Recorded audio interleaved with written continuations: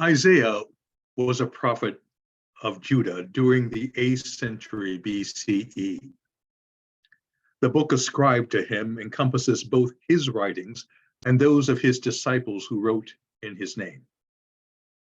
Within the book of Isaiah, we will find most of the prophecy Christians would later apply to Jesus, including prophecy concerning the birth of the Messiah, the branch rising from the root of Jesse, and prophecy concerning the suffering servant, all of which would culminate in the universal realm of God centered on Mount Zion in Jerusalem.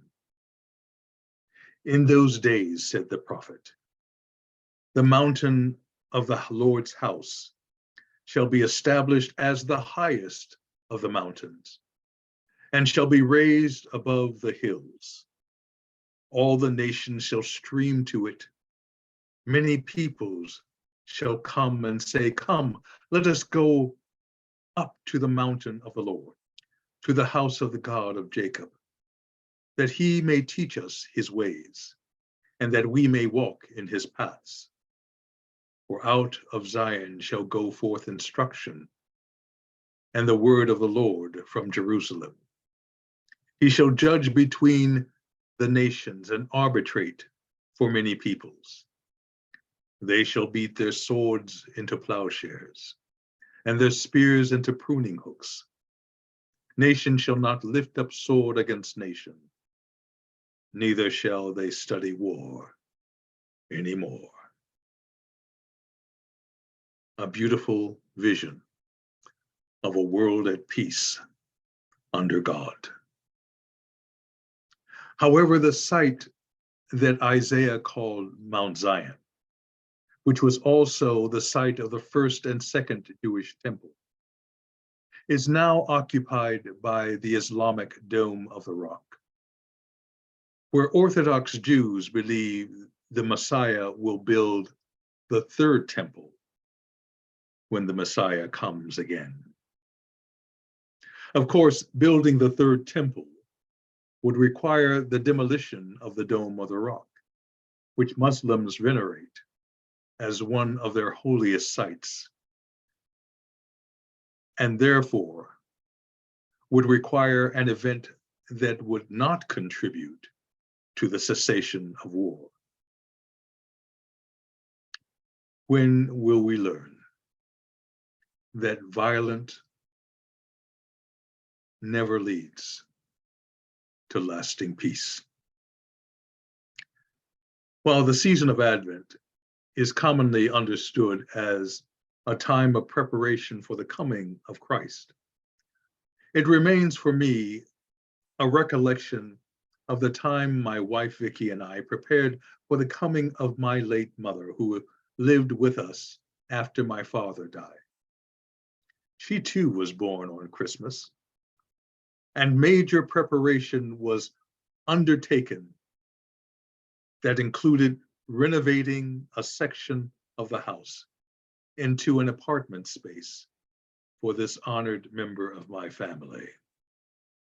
Advent preparation takes on new meaning when related to intimate family connections. However, this should not be new. For preparation for a special place, for a special person in the household of our hearts and lives, for the Messiah to come and live with us, is what Advent has always been about.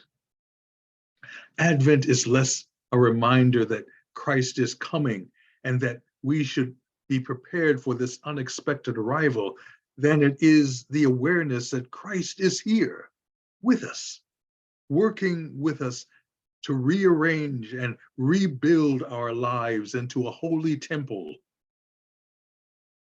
where God may abide. Matthew's gospel tells of a future time, commonly called the rapture, when God will unexpectedly snatch away the faithful from among us leaving the rest to face the horrors of God's wrath. A not so popular conservative Christian movie series called Left Behind conveys this story in modern day dimensions. But in any dimension, it reeks as untrue and contrary to the concept of a loving Lord. Christian faith must evolve to the place where God's arrival is no longer associated with violent demolition and kidnaps. Jesus did not know when the day of the Lord would come, for it could only arrive when our hearts are ready to receive it, when all impediments are swept away and all flesh, according to Isaiah, can see it together. The realm of God is not tied to a plot of real estate in Israel or any other place of the world that can be fought over, torn down, and rebuilt. The realm of God is not a far off expectation, but a present day reality that begins and abides with you when you actively further the transformation of the world through the life you live and the work you pursue as children of God and followers of Christ. Amen.